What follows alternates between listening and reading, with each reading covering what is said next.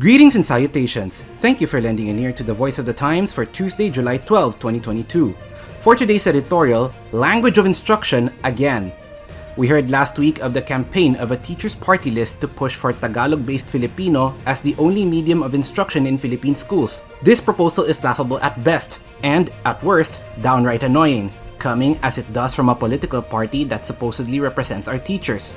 This debate has been over since the 1970s, and the results are clear as day. In the last decade, linguists and educators have shifted their attention to the use of the mother tongue in educating primary school learners, and then slowly introducing a foreign language widely used in the country on the third level of schooling. This has been the official policy of the Department of Education since 2012.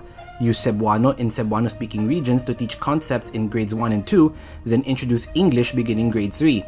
The gist of this policy is that the mother tongue, the language of one's childhood, is the best language to teach abstract things or concepts to very young children. Educator Carolyn Savage explains the importance of mother tongue and how it benefits education and child development.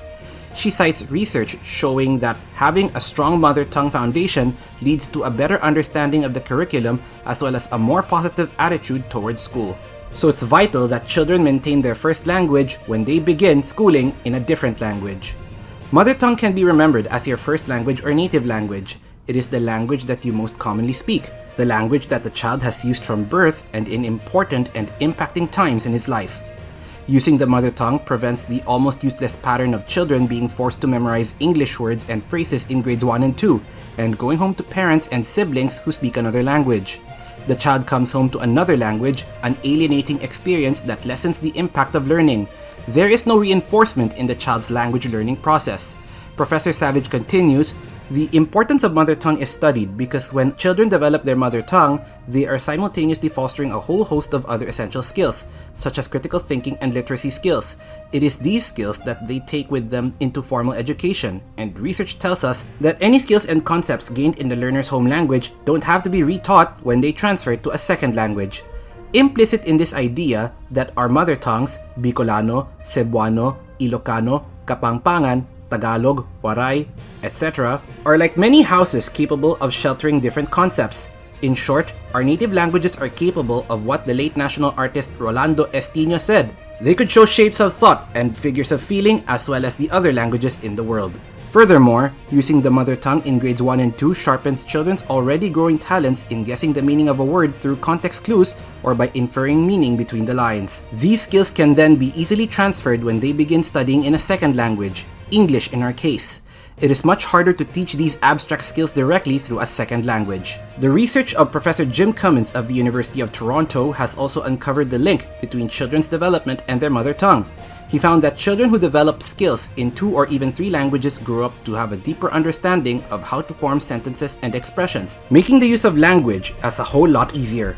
He concluded that children's knowledge and skills could be transferred across languages. The skills learned in a mother tongue could also be transferred into the language learning approach. So if the children have to think more about how to deliver the sentence and when to use it, their cultural identity is also affirmed.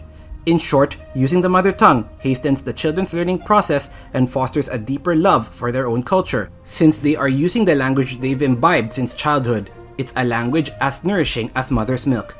And that's the editorial for Tuesday, July 12, 2022. For more news and information, get a copy of the Manila Times on print, subscribe to its digital edition, or log on to www.manilatimes.net. Follow us on Twitter, Facebook, or Instagram, and listen to the Voice of the Times. Our longest trusted English newspaper since 1898. Now available digitally. Computer. Order the Manila Times Digital Edition. Subscribed. Get the Manila Times Digital Edition for less than 2 pesos and 50 centavos per day when you sign up for 1 year. The Manila Times, news source of choice, trusted since 1898.